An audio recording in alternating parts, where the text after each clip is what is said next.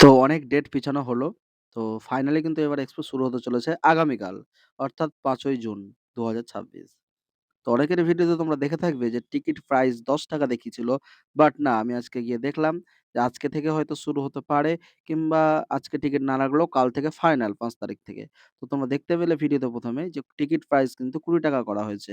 এবং চলো তো তোমাদেরকে আরো সামনের দিকে নিয়ে যাই। তোমরা দেখতে পাবে যে কাজ কতটা কমপ্লিট হয়েছে এক্সপোর, কি হয়নি।